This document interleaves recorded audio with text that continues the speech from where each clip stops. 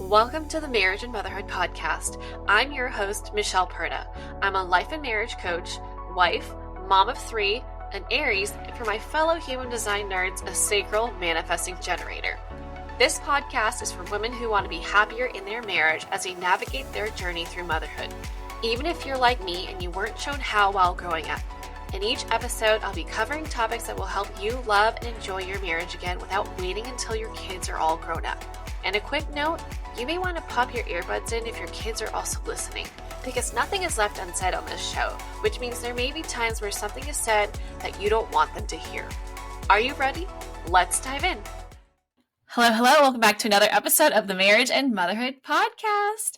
This week we have a special guest, and we're going to be talking about something that I want all you mamas out there and mamas to be to know about, because I cannot tell you how many women have told me that they don't know how to take care of themselves. They're like, self-care, what's that? Who has time for that? Or they legitimately don't have any clue what that means. And they've told me that they sleep, they shower, and they eat. And that's what they think self-care is.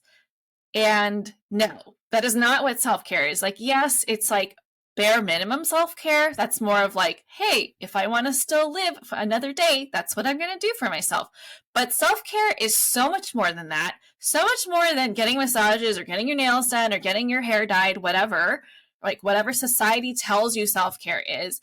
And that's why I'm really excited to have Meghan O'Brien here to talk about how we can redefine self-care so that not only is it more sustainable, but it's more like obtainable.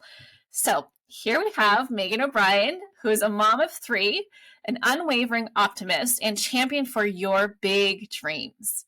She's passionate about helping moms live an intentional life and stepping fully into who they were meant to be without sacrificing their family or their dreams. In the transition to motherhood, women often put their mental, emotional, and physical needs last in order to take care of their family. In the midst of trying to figure it all out, it's easy to become disconnected from who you are outside of being a mom. The Reconnected Mama was born out of a need to bring awareness to the secret struggle of motherhood. Meghan helps moms learn to put themselves first without guilt.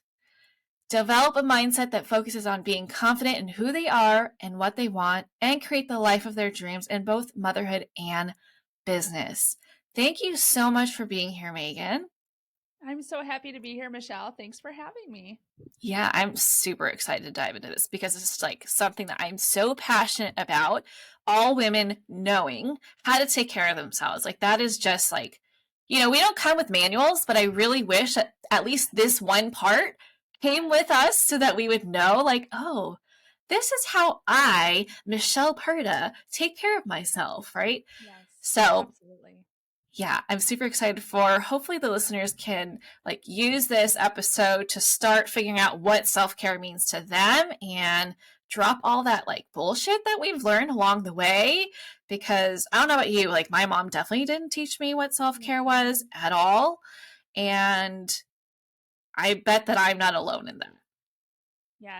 Yes, absolutely. It is one of the topics that I am passionate about, and just reframing how women specifically think about self-care, because like you said, I think the way society has created it for women and especially moms has become so detrimental to how we move through life. And now after COVID, even with just the rampant mental health issues and all the extra responsibilities that we've taken on as women, it has become increasingly more important to make sure that it's, like I like to say, it's not even self care, it's basic needs. It's taking care of yourself on a holistic level, not just surface level. Yes. Beyond survival and Yes. beyond just like looking good, right? It's about Yeah. feeling good. Yeah. Yes. Okay. Yeah. So, can you share with us where you live, how old your kids are, and what you do? Yeah, absolutely. So I am currently located in a small town, Western Wisconsin. We are about an hour and a half from the Twin Cities, but we are a small community. So my community itself is about 30,000 people, and then the neighboring city is about 60,000 people. So, pretty small community. I have 3 boys, 10, 9, and 5. So, they absolutely keep me on my toes and keep me busy all the time. I'm consistently dodging Nerf bullets, footballs, or hockey pucks.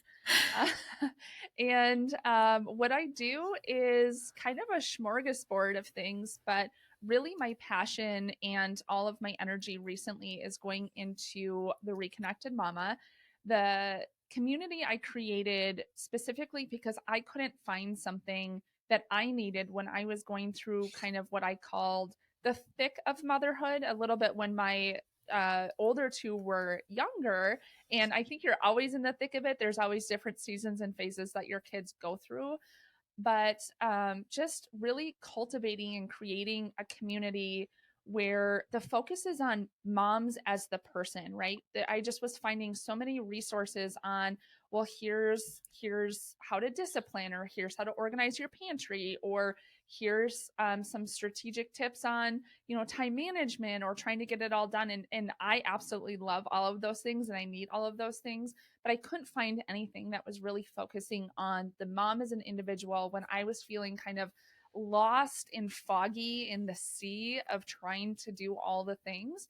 And so I have a podcast and do coaching, and am just really trying to help other moms that feel the same way that I did at that point.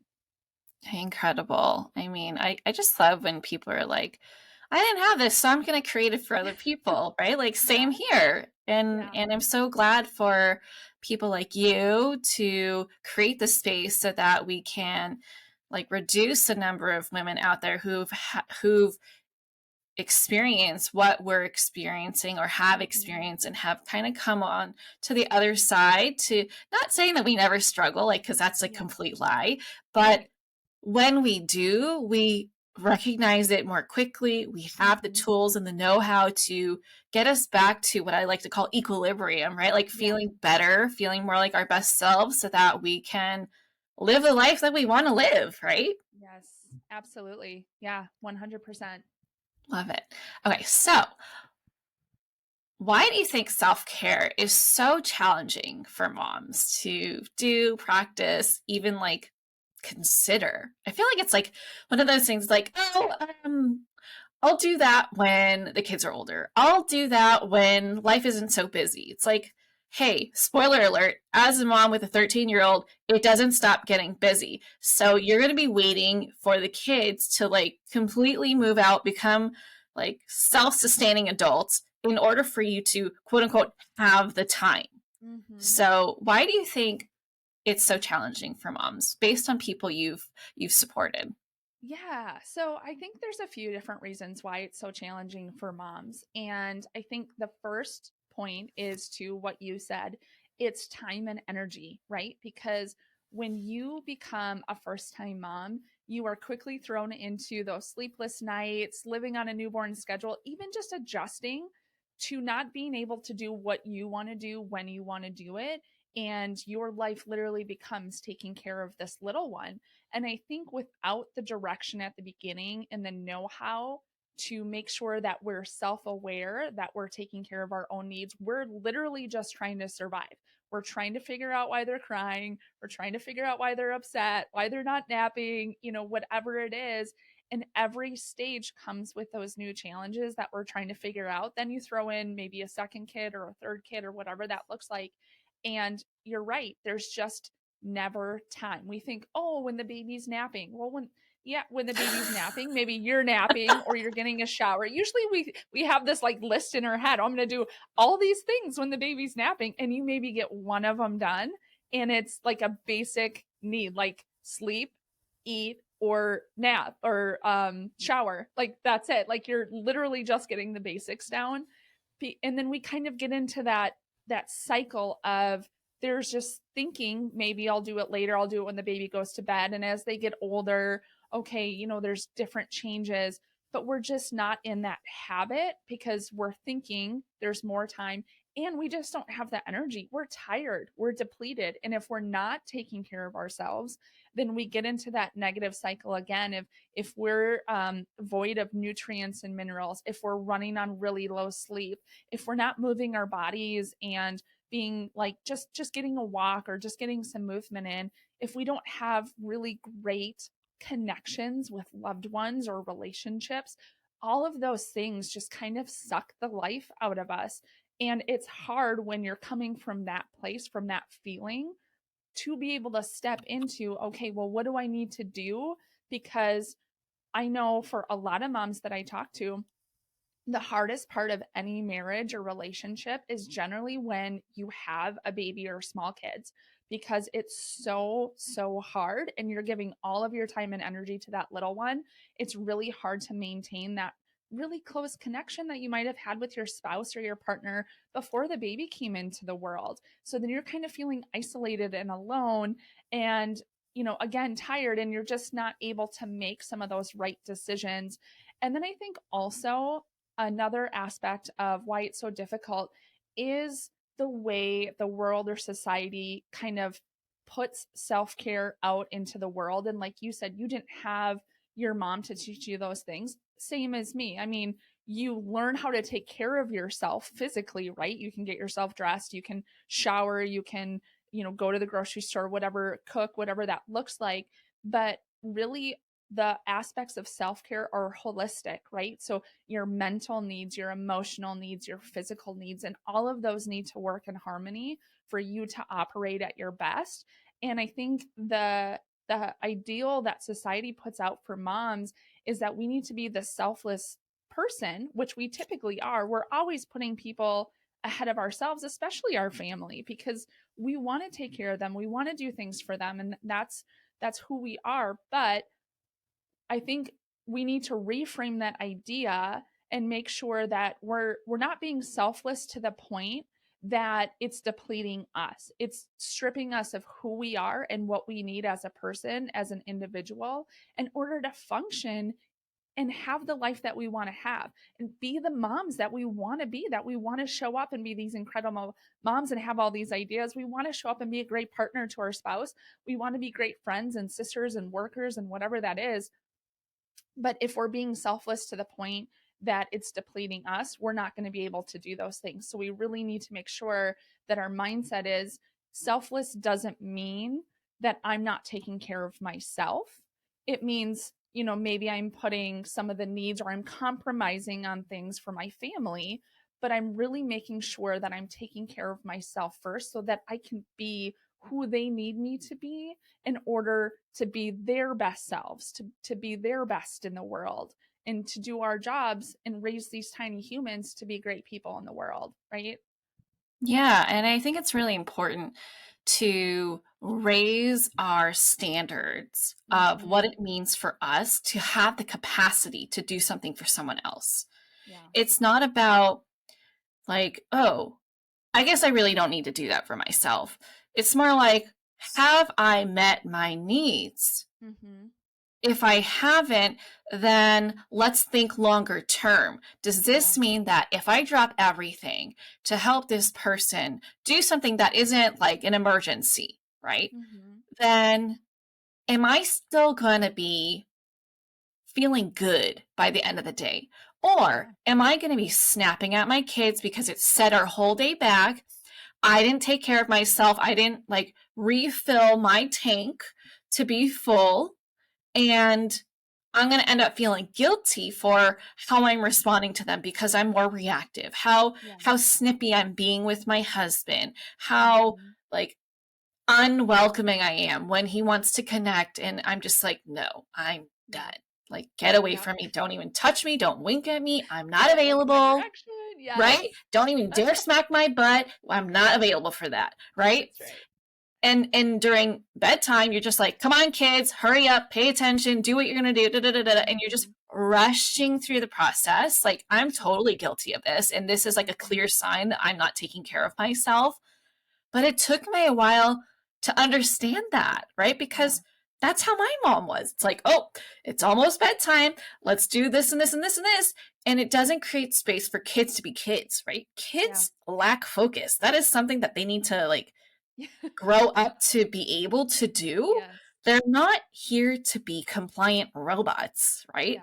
Right? And when we don't have someone who takes care of us when we're kids, show us what patience looks like, accepting us for our, ease of kind of being squirrel brain and like, oh, well, there's a toy I want to do. Oh, I forgot I was getting dressed, right? Like that's my kids on any given day. Right. And I noticed that when I take care of myself, I'm like, okay, like I can calmly redirect them while also acknowledging what they're excited about, not completely squash them and be like, put that down, come over here, focus. What are you doing? Why aren't you listening? Da, da, da, da, da, da. It's like such a complete different energy that I give off. Mm-hmm. Yeah, same. And that's the thing. It's like kids pick up on that when you're not operating at your best self, just like you said, they know. And it comes I found, I don't know if you found this, but it comes back from them. Like when they mirror things that I've done in the past, I'm like, whoa, I don't like that. But they're getting it from me and they're being mirrors. And I'm like, okay, well, this needs to change because that's not okay. Or that, I don't feel good about that because that's not how I want them to operate. And I don't want to operate that way either. So, how can I recognize that and do differently next time? And is that a matter of, okay, well, where going back to that self care, what am I needing that I'm not getting? Is it physical, like nutrition? Is it emotional, connection? Is it something like mentally where you need to talk to somebody? I mean, really going back to that root of self care and looking at, okay, well, where am I not operating at the best and what do I need in order to get to where I want to be so that for your kids, you're not coming across in those ways that they're seeing you. Yeah, and I think what it comes down to is the more connected we are to ourselves, right? Being attuned to what we need, like you said, physically, emotionally, mentally, all the things. Yeah. The more we're able to connect with them, which then begets more connection. So then they're able to connect more with us. But if we're showing up as the person that we're not enjoying, we're in like, fight or flight mode because we're just so dysregulated within our nervous system because we're like triggered or we just like have this sense of like urgency within us that's self-inflicted, by the way, right? That creates a sense of like dis-ease in them. They're like, oh God, okay, well, I don't like how you're talking to me, so I'm gonna be dysregulated too and start acting all kind of crazy ways, right? So it's like, oh, the impact of our connectedness to ourselves is what it comes down to. So it's like, is it really selfish then? No, it is not. Yes. Yeah, exactly. That's absolutely the number one thing that I tell women that I work with. The very first point, bullet, like highlight, emphasize is you need to be grounded in who you are. And often we're not taught that, especially after we evolve having a baby, we become different versions of ourselves. There's parts of us from before we had that child that come with, but in essence, we're birthing a new version of ourselves along with this baby, and we're trying to figure out who this new person is inside of us along with growing this little one. And so the importance comes back to when you're grounded in who you are, not mom, not wife, not sister, but who you are at your core. What are your values? What do you uphold as the most important things in your life? And that's what you need to take time and really focus on. Okay, these are my values. This is what I'm grounded in. This is who I know I am. And then making sure that you're showing up in those ways. But if you're not grounded in that first, if you're not even certain of who you are at your core and you're kind of bouncing around like a pinball with all these different ideas from social media or people around you or whatever it is, then you show up differently because you're trying to process all of that. And again, like you said, going off of what your mom did or what you saw growing up or how you see someone else parent or, oh, they did that, maybe I should do that. And instead of really knowing who you are and how you want to show up, that's where I think that dysregulation and where we have those problems with those self-care issues is when we're not even certain of who we are inside to be able to process and move forward in knowing what we need to be our best selves. Yeah, and knowing your core values and what's important to you, what your priorities are beyond what other people are telling you or dictating, I should say, Yeah. right? It's really easy to get pulled in all sorts of directions like, oh, this person needs this and this person needs that.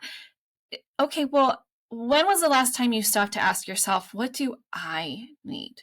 Yeah. What do I need to be the person that I need for myself, the person that I want to be for all these other people? And when you can center yourself to know what you're grounded in, like Meghan says, that kind of serves as your anchor.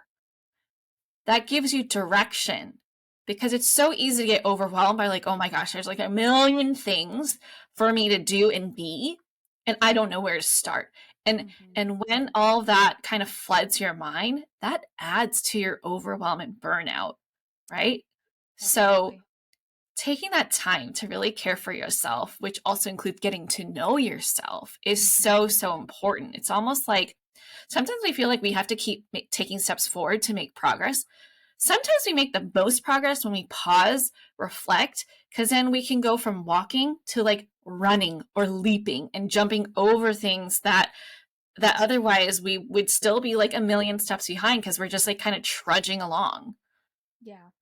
Absolutely. And I'd like to add too, like, we're constantly evolving. So, what might be true for you today and right now might not be true for you 3 months, 6 months, a year from now. So, these are things that you constantly have to come back to and reevaluate, because as you grow and evolve and learn new things, as your children grow and go through different seasons, as your relationships go through different seasons, your values and priorities are going to change. So I think when you're trying to continue to show up the way you did, and I know this was true for me after I had kids, trying to show up with who I was before I had kids, that didn't work because I wasn't that person. And so knowing that it's okay to evolve and change, and that your priorities and values are going to grow and change along with you, that's okay.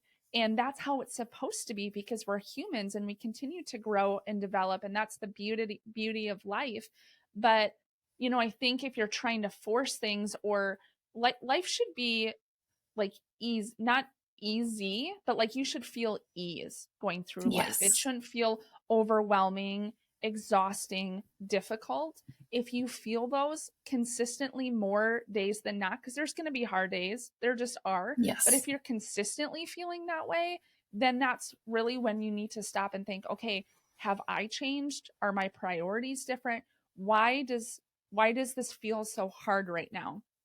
And then making sure that you're filling in those gaps and really checking in with yourself and going, okay, well, what is it that I need that I'm not getting? And then also, too, I think part of that is in motherhood, we think we need to be all the things all the time. And what I like to say to my community is, you get to choose the type of mother you want to be. That's what's the magic about becoming a mom. You don't have to be the mom that likes going to the sporting events. You don't have to be the mom that likes making all the homemade crafts and like little desserts for school on all the holidays. You don't need to be the mom that shows up and volunteers in the classroom all the time, or whatever that is for you. It's okay if you're not. And that goes back to knowing who you are, what your strengths are, and what you like, and letting go of the fact that if you love your kids and you're doing the best for them and you're doing the best for yourself, you don't need to be all the things. And they don't expect you to be all the things. They remember how you make them feel, not all the little tiny things that you do for them. So I think we continuously compile this guilt upon ourselves because we have access to all these social media outlets where all these different women are doing all these different things, and we're like, well, this mom's doing this and she's showing up here, and look, they all have matching outfits here. Okay, let me give you this real life example. So I have 3 boys, and for a while, like, I would see all these beautiful, glorious pictures on Instagram where the whole family was wearing like matching outfits for like Easter or Christmas or whatever the holiday, and their hair looked amazing. I mean, most often than not, my boys roll out of bed and their hair is like all wonky, and I'm like, hey, you wanna comb that today? Nope. I'm like, okay, that's fine. They're wearing mismatched socks. They do not care. And I had to let go of this image that I wanted, you know, my family to look a certain way because I thought that meant something about us and me as a mom. And I think when we let ourselves off the hook of this guilt of having to make it look a certain way, instead of really connecting with, well, how does this make me feel? How does this make my family feel? And if that feels good, that's the direction that we need to go in. And Yes. it's okay to not be all the things because you get to choose. And then you need to be okay with how you're showing up and the type of mom that you're choosing to be, because you are still giving your best to those people. And so that, I think that acceptance of that type of motherhood also needs to be recognized amongst moms because we put so much pressure on ourselves all the time. So much, so much. Like social media is a great source of inspiration, but it's also can be turned around and used as a source of guilt and like FOMO, like, oh, they look like they're happy and it must be because of this. You know, like we draw all sorts of assumptions and conclusions based on what we see, but you have no idea. They could be like the unhappiest people, but they're just really photogenic people, right? And I think we need to give ourselves more permission to do things our way and to drop the guilt of, oh, well, I'm not like this family. It's like, okay, well, they don't have your kids. They're not you. They don't have, like, she doesn't have your husband or your family dynamics or whatever. So I think we need to stop comparing and start reflecting more about, well, what's important to me? Like, what are the things that I want to instill in my family culture? And then use that as your compass to make decisions on, is it worth it to me to do this?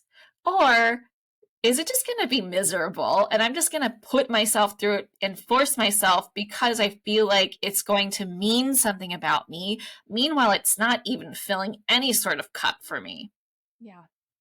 Yeah, absolutely. It's like that quote, I'm sure you've heard it before, but comparison is the thief of joy. And when you're comparing yourself and your family to other family on social media that you've never met and know nothing about what's going on behind the scenes, you're not able to feel joy and appreciation for who your kids are, how you show up as a mom, how your family is run.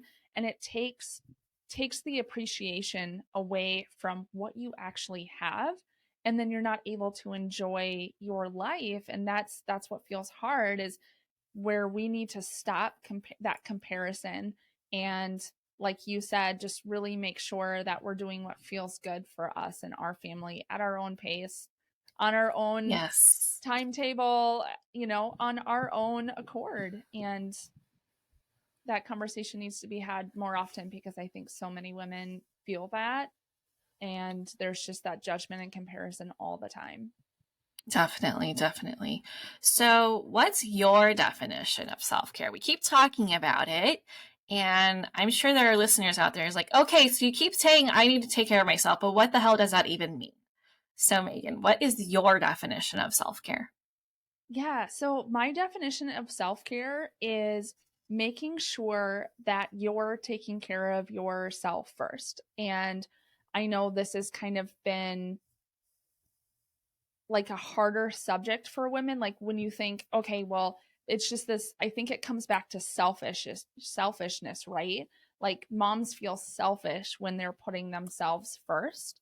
But really, self-care is just, if we strip it of self-care, because when I think self-care, I think of like what you said in the beginning of this conversation is, you know, it's beyond bubble baths, it's beyond going to dinner with friends, it's beyond pedicures, and those things are all great. And I do all of those things, absolutely. But those are all surface level things.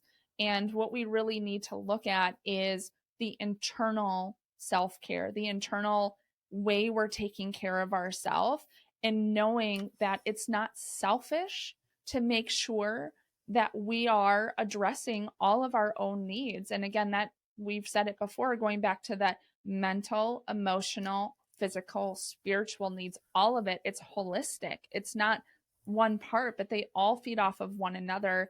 And I think, again, going back to, you know, just these societal definitions and what we see in social media and popular media, is that it's just the surface level stuff. And really that's where women are suffering, moms are suffering, is because we're not having these conversations about how hard it is, right? It is so hard to be a mom. It is the hardest thing I've ever done. I love it and I would do it a million times over, but I'm not going to sugarcoat it. You know, I want to have these real conversations with women who are struggling, who are having a hard time, who, you know, have children that are maybe a little bit more difficult or different, or are going through different seasons that they just don't understand. And it's okay for us as women to look at ourselves and go, okay, well, I have emotional needs that aren't being met, and I'm not going to put that on my spouse. You know, he's not meant to be everything for me. We connect and we do things and have a great relationship. But if I look at myself and say, okay, I'm missing this certain emotional connection that I need, how can I get that in my life? Is that having conversations with women who understand what I'm going through? Because, you know, my husband, as much as I can explain things to him, he just doesn't understand it from the point that I'm coming at. And so, you know, maybe I need to go find relationships with women. And I have a lot of girlfriends, and I say too to other moms that it's okay to have friendships that do different things in your life. And I think it's hard when we expect every relationship to be everything for us. You know, I have girlfriends that I went to high school and college with, where we can have great conversations, but we're not talking about big dreams or the hardships of motherhood, or, you know, whatever that is. And if there are emotional needs that I just really need to kind of process and digest and vocalize, then maybe I need to find the community of women that are having those conversations that help me validate what I'm feeling is totally normal, and I'm not alone. I'm not different. There's nothing wrong with me, that so many other women are going through the same thing. You know, maybe there's mental triggers that I need to process, or things about myself, like knowing how and when I'm triggered, having the right tools to be able to, you know, calm down, to come to those different experiences with usually children, right? Because they're the ones that generally trigger you. But coming from a calm place and not being able to, not having to react, or, you know, knowing what I need physically to take care of myself so that I feel good in my own body. And that's, you know, that's beyond doing those things that I said, kind of those surface level things, but really making sure that we're prioritizing all of those different aspects of our needs and making sure that they get on the schedule first, right? Put those things in your schedule first is generally what I say to my community, and then fill in the gaps. And obviously with kids, there's things that happen, and, you know, they get sick or they get hurt, or, you know, they have spring break and you need to be home with them, whatever that looks like. But you still need to make sure that you are a priority first and that your needs are getting met. And then that will allow you to show up in the level that you want to. And again, it's coming back and addressing that every so often, because again, you know, those needs change and we might not even realize it until, like you said before, getting triggered, being short, like being in a rush, whatever that is, and then stopping to be able to recognize, okay, something's off here. I'm reacting in ways I don't want to. So that means that there's something not aligned in me that I need to get back on track and take care of. And what is that? And that's, you know, I always say for moms, it's so hard to like have quiet time and really sit with yourself. But that's the most important, because that's really when you can hear internally what's going on and you're not stuck on all of the outside noise that you're picking up, but really taking that time to kind of shed all of that extra noise, that outside noise, and tuning back into your inner voice and connecting with yourself and going, okay, well, what is it that I need in this moment? And making sure that I'm getting that and I'm prioritizing that. I'm not putting that on a to-do list or scheduling it for later, but making sure it happens right now. Yeah, definitely. And as someone who just like periodically finds myself addicted to like my phone, right? Because like I work on my phone. It's also a source of communication. It's also a source of entertainment. So it's just like everything in one.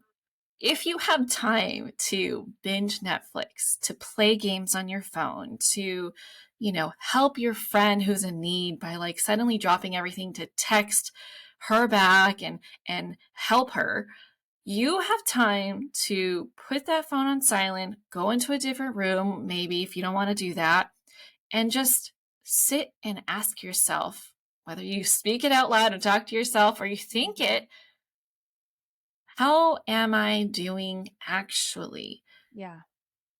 Do I need anything? Right? Like, is there something you can do for yourself? Do you need a break? How can you go get that for yourself? Do you like work it out with your husband to arrange something? Do you, if the grandparents are in the picture, can you go ask them for help, or like a best friend where maybe you take turns watching each other's kids so that you have some time and space to be who you are as a woman, right? Not a wife, not a mom, not a daughter, friend, all the different roles that you play, but like be yourself. Mm-hmm. Not worrying about what anybody else needs, just carving out time for yourself to build that relationship with yourself, to connect with yourself, because only then can you start to realize, like, oh, I like this version of me, right? Okay, I want to keep feeling this way. How can I sustain this so that I stop feeling like a shitty mom or like a shitty wife, or, however you are trash talking yourself, you have the ability to do something about that. And it starts with giving yourself what you need. But you first have to ask yourself, what do I need? Which I bet most women aren't taking the time to do. Yeah, I 100% agree with you. I think in the busyness of motherhood, it's very rare that women are taking the time to really sit with themselves.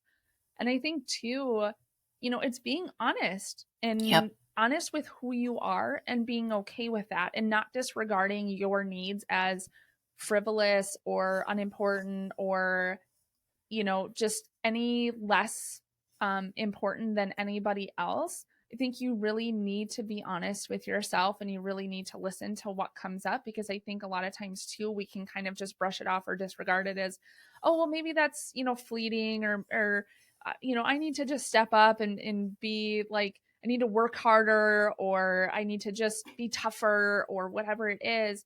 And you don't. You need to listen to what's coming up. You need to be honest with who you are and how you operate. And I know we had this conversation in a different call that we did, but I think what's really helped me too, and what I recommend to a lot of people is so different personality tests like the Enneagram or human design. I have done those in the last few years, and it was like an eye opener for me because I felt like sometimes I just operated so differently than other people and I couldn't quite put my finger on it. And I thought maybe there was just something wrong with me, or, I needed to fix myself to fit into, what I thought I needed to be, or this idea of who I thought I needed to be. But then when I did those personality tests and really understood who I was and how I operated and how I could best support myself in being okay with that and knowing, okay, this is who I am. This is just who I am. And you can't change who you are. There's different strengths and skills that you can build, but I think knowing who you are and how you operate and coming to accept that and really being confident and showing up in that way and not feeling bad about it, because we're all different. We all operate differently. And so we're not going to show up as our friend, our neighbor, our cousin, someone that we see on social media. And if we believe that, if we think that we can take what they're doing and implement it the exact same way, and then it doesn't work, and then we're thinking it's something that's wrong with us, that's not the case. But you need to be, I think, accepting and honest with who you are, and that's where a lot of that confidence comes into play, and that foundation of who you are and how you operate and how you show up in the world. And that really is what gives you wings, because that's what creates ease and joy, is when you can operate at your highest self, accepting who you are, knowing who you are, knowing that, everything you feel and everything you are totally valid and important, just as important as how you would validate your kids' personalities and characteristics. And you need to take that into account for yourself and not change yourself to be someone that you're not, but show up confidently in who you are and don't disregard how you're feeling, because it's just as important if you're feeling a certain way and you need to get those needs taken care of. And don't belittle them, but address them, because it's just going to come to a head later if you don't deal with it now. Yeah, 1,000%. You have to have your own back. Like, I think that is the biggest lesson that I have learned in my adolescent age. Like, only once I started having my own back, and human design was a huge part of that, right? I know I don't talk a lot about it in this podcast, but I actually use it a lot in my daily life. I use it with my clients, and those who are new to it, you've probably heard it in my podcast intro. I share that, like, I am a human design nerd. Like, I love it. And human design is basically an energetic self-awareness tool. So I want you to think about like astrology, right? Not horoscopes, not like the stuff that you find in Cosmopolitan where it's like, oh, look up your birthday. And then this is some generic ass message for everybody that could apply to anybody. But it's not horoscopes. It's astrology, Western astrology, where it literally takes your birthday, your birth time, your birthplace, okay? Takes into consideration where all the planets and stars are aligned, okay? And combines it with the I Ching, the Tree of Life Kabbalah, right? The chakra system, all into one system. And it tells you exactly who you are designed to be, not in a limiting way, but more of what Meghan was saying, in a way where you can accept yourself for the things that you likely have been criticized for, or you have criticized yourself for, and you have just been living life thinking, gosh, I wish I wasn't like this. But what if you are meant to be like that? And there's this whole other side of it that you're not seeing that's actually a gift to society, right? So if you're interested, I do human design readings. I actually just did one for my mentor yesterday. It was like the most fun. We talked about how it reflects in her marriage, and she had a lot of aha moments, as well as a business owner. Like, there are infinite ways to use human design to help kind of be your GPS, to help you stay in alignment, to stay true to who you are, so you stop looking at other people to validate who you should be, what you should be doing. It's all about building that self-trust. And the beautiful thing about that is that it's not self-assessed. It's not like, let me take this survey, and depending on how I feel and how self-aware I am, I'm going to get different answers. No, all you need is where you were born, when you were born. That's it. Okay, so anyway, I just had to put that in there because I'm obsessed with human design, and I felt like it has really solidified and helped me nurture my self-trust in my own unique way of experiencing and doing life without feeling that, like, I mean, it still comes up because I'm human, but like feeling immense shame for being like someone who pivots all the time and doesn't like finish a lot of stuff that I start, or being squirrel brain. It's like, oh no, I'm literally supposed to do that because I'm not meant to stay stuck doing something just because I said I was going to do it. As soon as that moment fades, I'm like, on to the next thing. I'm here to show everyone what it means to be true to yourself and to pursue joy, whatever that means for me. Right. And Meghan, you're like a magical unicorn for people who don't know. Like, I remember you're a reflector, right? Yes, so I am. She's here to like help everybody, society, by like kind of being a mirror for, hey, this is what is going on in the community right now, and we got to course correct because this is not going to end well for us. Like, she is a great like mirror and amplifier. And anyway, I could go on and like go about this forever. Same. I literally, when I did it, felt like someone had written a story about me, but who didn't even know me. And so I would say, even if you're skeptical about these things, or you're like, I don't know if I believe in that, what's the harm in at least doing it and hearing about it? And if it aligns with you and you're like, wow, that really truly defines who I am, great. And if you're like, okay, fine, then move on. But honestly, everybody I've talked to that has done it, that has gotten into it, like they get excited to talk about it because it's like someone really sees them for who they are and how they show up, and they feel empowered to step into that Yes. and permission to fully be themselves.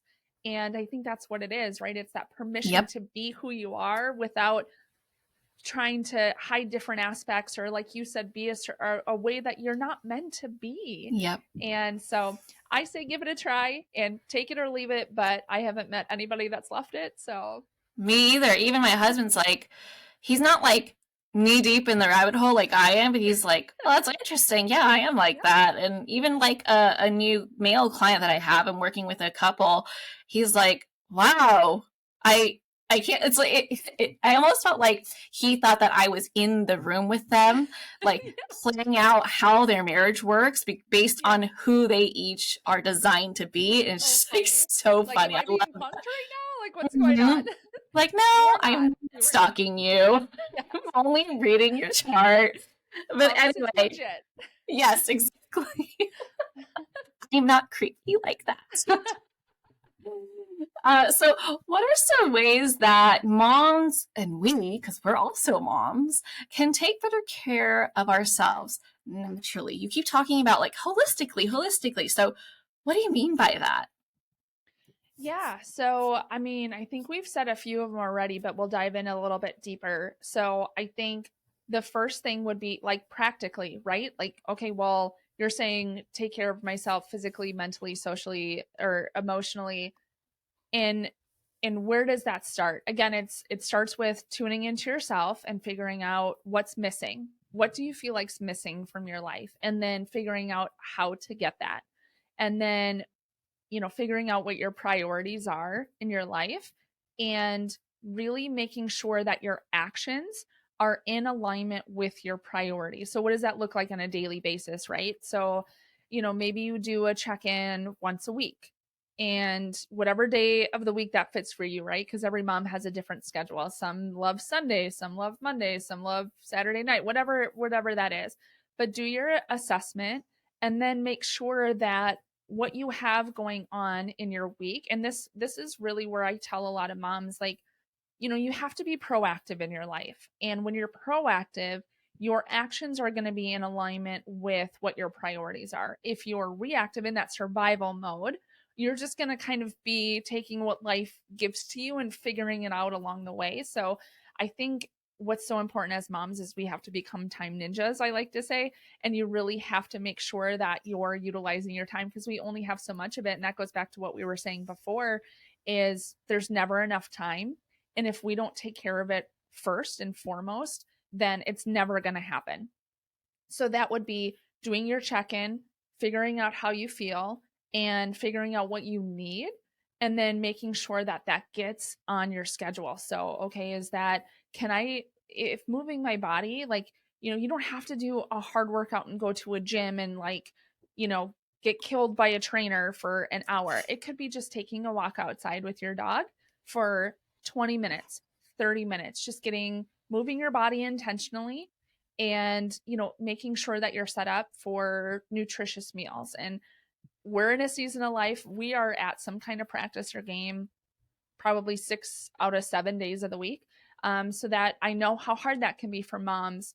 And you'll say like, oh, well, that's easier said than done because we're eating all the time, or we're doing, grabbing fast food or stopping at the grocery store and just we're making quick frozen meals or whatever. But you have to plan and you have to prioritize if you're making sure to take care of yourself. And so there's a little bit more effort that goes into it. But I think in our world today, we have so much more access to quicker options that are still healthy and nutritious that, maybe we could look into to making sure that we're taking care of ourselves. And, if it's those emotional or mental needs, okay, well, is there something I need to do because I'm getting triggered when my kids do XYZ? Or do I need some more tools to emotionally regulate my nervous system, or whatever that looks like? So can you hire a professional? Can you find a coach? can you speak to a mentor or a friend who has maybe done this or has experience, and just say, hey, I'm really kind of struggling in this area. Could you maybe just hop on a quick call for 30 minutes and help work through this with me? And then maybe give me some suggestions or whatever that is. So you have to take 100% responsibility for your life. You just do, because the things that you want aren't going to show up on your doorstep. I used to think after I have my kids that I would just be like nursing in the chair and my husband would just bring me all my meals.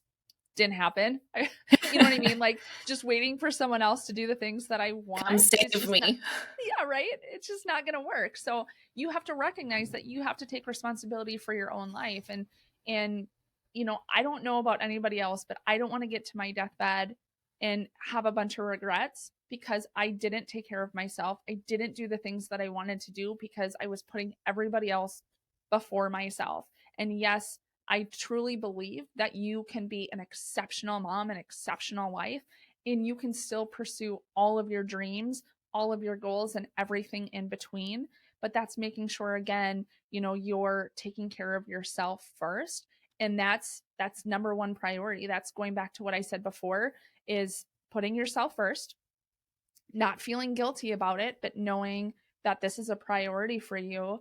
And then that's just going to ripple effect into every other area and aspect of your life when you're taking care of yourself and nurturing yourself the way you need to be able to go out into the world and do the things you want to do. Yes. Like I feel like a bobblehead. I just keep like nodding because I like could not agree more. So if you have loved what Meghan's shared, and I really think you will and do, because this is the real stuff here. Like this is exactly what's going to help you change your experience of your life. Like the moment you start taking responsibility over your life, over your experience of life, and recognize that you are co-creating how you are feeling in your life. Like obviously you cannot control everything, but you can control what you do. You can be mindful about your thoughts and do things to change them. There's a lot of stuff that you have the power to do to help improve your situation. And a lot of this starts off with your own relationship with yourself. So spend some time really digesting what you've heard us share in this episode, because this is going to change your life. Like this is not some bullshit like, oh, do this and this and this. Like, why don't you go to get your nails done once a week and get your hair done? Like that's all great and fun, but those are Band-Aids. What we're talking about here is actually sustainable change that you can come back to time and time again that will help you feel more fulfilled, content, joyful in life. And that's all we want for you. Like that's literally what life is about loving it and creating more moments that you love, not more moments of busyness and dread and stress. Like we all know there's too much of that already. So when you become more attuned to what you need to feel that joy, to feel resilient, all that stuff is going to kind of be like watered down, rolling off your back, instead of like feeling like you're getting soaked every time something unexpected happens. Okay. So what's the best way for people to connect with you if they have a desire to learn more from you, to work with you even? Yeah, absolutely. So I think the main platform that I love to be on is Instagram. So you can find me at Meghan L. O'Brien or The Reconnected Mama. I'm on both of those. And then also the reconnectedmama.com, the website. You can reach out to me. Like usually just my DMs and Instagram though. I love connecting with everybody. I love chatting with anybody about anything. I'm an open book because like I said, these conversations, the hard, the good, the bad, the ugly, the joyful, everything in between is what we really need as humans, as women. So I am always an open book and willing to have and help anybody that I can. So generally you just send me a message and I'll answer right back. I love it. I love it. Perfect. So what are the different ways that people can work with you? What are your offerings right now? Yeah. So right now, I do one-on-one coaching. So that way I just, everyone's so different and everyone's individual in their needs. And I really work with a lot with mindset, prioritization, finding clarity and confidence in who you are. Because I think that was the hardest part for me is like, I didn't even know where to start. I didn't even know what to do. And so I just help women get started and gain that clarity to just really step into that confidence, step into who they are. And so I like to do that one-on-one because every situation is different. I think you can understand that as well. And then I do run what I call the accountability club. I do it once a quarter. So that's just a small group of women coming together who have goals, whatever type of goal. Could be business, could be personal, could be wellness, could be whatever, it doesn't matter. But I think, when we're together and hold each other accountable, that's really when we see progress in the actions that we're taking. And so the accountability club, I have the first one just ending, and I'll be opening the doors for the second round soon. So keep an eye out for that. But I just love to help other women achieve their goals. And so those really are the ways that you can work with me. And then the third would just be I'm just cultivating a community of women who want to have more of these conversations, who want to find women that align with how they're feeling and really be able to feel empowered and heard and seen in these different types of ways without judgment. And so that's the type of community that I'm creating. Doesn't matter if you're a mom of one, mom of three, breastfeed, bottle feed, homeschool, private school, public school, it doesn't matter because none of those things as a mom matter. What matters is how we are as humans and how we're raising the next generation and being able to have these open and honest and vulnerable conversations with one another. So just being part of the community and part of that conversation, I think, is how we can get that message out there to more women that need to hear it. Amazing, amazing. Go check that out. I will include the links in the show notes for you to look around. And before I let you go, I love to ask guests questions to help the audience get to know you better. Are you ready? I'm ready. I'm excited. Yeah. What's your favorite trashy TV show? Ooh, trashy TV show. I don't know if it's trashy, but I was a huge Walking Dead fan. Okay. Totally random, but yeah. For whatever reason, I can't get into zombie things. I don't know. My husband said too. He's like, I don't know how you can watch this, and I was like, I don't know, maybe because I know it's not real, that it takes the pressure off of like all the death and gory things that happen. Okay. And what's something you said you'd never do when you became a mom that you are totally guilty of doing now? Yes. So I am like a huge kind of food nerd, if you will, like just really conscious of like ingredients and just nutrition in general. And my husband and I were like on a straight chicken and rice diet before we had children. And with my first son, it was like all organic, homemade, pureed baby food. And now by my third one, I'm pretty sure he has some kind of treat every single day, and they drink soda when we go to a restaurant, all that kind of goes out the window. So I was like, oh, they're going to grow up on like holistic nutrition and only eat the best things. And I was like, that's just not realistic. So yeah, they have Doritos and they drink soda and we have pizza and life goes on, and they seem to be totally normal people. So Yeah. I know. I thought I would be like that too, but it's a balance, right? Like as long as majority of the time they're eating well, it's nice to have that treat. Plus, I feel like it kind of isolates them from their peers when they don't get access to that. They might kind of go crazy when they do have access to it. Yes. I kind of experienced that with my first one because he started going to birthday parties when he was like in pre-K, kindergarten, whatever that was. Yep. And yeah, they have store-bought cake with dyes in it, and they have Doritos and hot dogs, and I, kind of bring his own food, and then he'd be over in the corner like hoarding 3 bags of Doritos, and I was like, there's obviously like something here that needs to be addressed. So yeah, everything in balance. And I think that again comes back to like we have these expectations going into motherhood, and they kind of all go out the window once we become a mom, because we know, for the most part, we still uphold our standards and our values, right? Like most of the time my kids are getting really like nutritious, like Yes. My husband gripes at the grocery bill because everything we buy is essentially I organic. know. But you know, I'm like, they're still gonna live life and they still have to like enjoy things too. And I don't want to create a food issue. So it's just finding that balance and being okay with the fact that that's life. And Yep. all we can do is give them the tools to make the right choices. Exactly. And with that said, make sure that you're making the right choices for you to support yourself because you matter.